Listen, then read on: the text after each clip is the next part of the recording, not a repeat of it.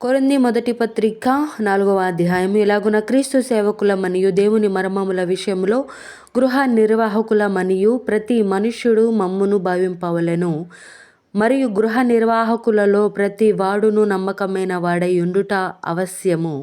మీ చేతనైనను ఏ మనుషుని చేతనైనను నేను విమర్శింపబడుట నాకు మిక్కిలి అల్పమైన సంగతి. నన్ను నేనే విమర్శించుకొనను. నాయందు నాకు ఏ దోషమును కానరాదు. అయినను ఇందువలన నీతిమంతుడనుగా ఎంచబడను. నన్ను విమర్శించువాడు ప్రభువే. కాబట్టి సమయము రాక మునుపు, అనగా ప్రభువు వచ్చు వరకు దేనిని గూర్చియు తీర్పు తీర్చకుడి. ఆయన అంధకారమందలి రహస్యములను వెలుగులోనికి తెచ్చి హృదయములలోని ఆలోచనలను బయలుపరచునప్పుడు ప్రతి వానికిని తగిన మెప్పు దేవుని వలన కలుగును. సహోదరులారా, మీరు మమ్మును చూచి లేఖనముల యందు వ్రాసియున్న సంగతులను అతిక్రమింపకూడదని నేర్చుకొని మీరొక్కని పక్షమున మరి ఒక్కని మీద ఉప్పొంగకుండునట్లు ఈ మాటలు మీ నిమిత్తమై నా మీద అపొల్లో మీదను పెట్టుకొని సాదృశ్య రూపముగా చెప్పియున్నాను. ఎందుకనగా నీకు ఆధిక్యము కలగజేయువాడెవడు? నీకు కలిగిన వాటిలో పరుని వలన నీవు పొందనిది ఏది? పొందియుండియు పొందనట్టు నీవు అతిశయింపనేలా? ఇదివరకే మీరేమియు కొదువలేక తృప్తులైతిరి. ఇదివరకే ఐశ్వర్యవంతులైతిరి. కొదువలేక తృప్తులైతిరి. ఇదివరకే ఐశ్వర్యవంతులైతిరి. మమ్మును విడిచిపెట్టి మీరు రాజులైతిరి. అవును, మేమును మీతో కూడా రాజులమగునట్లు మీరు రాజులగుట నాకు సంతోషమే గదా. మరణ దండన విధింపబడిన వారమైనట్టు దేవుడు అపోస్తలులమైన మమ్మును అందరికంటే కడపట ఉంచియున్నాడని నాకు తోచుచున్నది.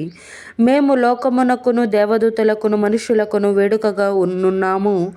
మేము క్రీస్తు నిమిత్తము వెర్రివారము, మీరు క్రీస్తునందు బుద్ధిమంతులు. మేము బలహీనులము, మీరు బలవంతులు. మీరు ఘనులు, మేము ఘనహీనులము. ఈ గడియ వరకు ఆకలి దప్పులు గలవారము, దిగంబరులము, పిడిగుద్దులు తినుచున్నాము, నిలువరమైన నివాసము లేకయున్నాము, స్వహస్తములతో పనిచేసి కష్టపడుచున్నాము, నిందింపబడియు దీవించుచున్నాము, హింసింపబడియు ఓర్చుకొనుచున్నాము, దూషింపబడియు బ్రతిమాలుకొనుచున్నాము. లోకమునకు మురికిగాను అందరికీ పెంటగాను ఇప్పటి వరకు ఎంచబడి ఉన్నాము. మిమ్మును సిగ్గుపరచవలెనని కాదు గాని నా ప్రియమైన పిల్లలని మీకు బుద్ధి చెప్పుటకు ఈ మాటలు వ్రాయుచున్నాను. క్రీస్తునందు మీకు ఉపదేశకులు 10,000 మంది ఉన్నను తండ్రులు అనేకులు లేరు. క్రీస్తు యేసునందు సువార్త ద్వారా నేను మిమ్మును కంటిని గనుక మీరు నన్ను పోలి నడుచుకుని వారై ఉండవలెనని మిమ్మును బ్రతిమాలుకొనుచున్నాను. ఇందు నిమిత్తము ప్రభువునందు నాకు ప్రియుడును నమ్మకమైన నా కుమారుడు నగు తిమోతిని మీ యొద్దకు పంపియున్నాను. అతడు క్రీస్తునందు నేను నడుచుకున్న విధమును, అనగా ప్రతి స్థలములోను ప్రతి సంఘములోను నేను బోధించు విధమును మీకు జ్ఞాపకము చేయును. నేను మీ యొద్దకు రానని అనుకొని కొందరు ఉప్పొంగుచున్నారు. ప్రభువు చిత్తమైతే త్వరలోనే మీ యొద్దకు వచ్చి ఉప్పొంగుచున్న వారి మాటలను కాదు, వారి శక్తిని తెలుసుకొందును. దేవుని రాజ్యము మాటలతో కాదు, శక్తితోనే ఉన్నది. మీరేది కోరుచున్నారు?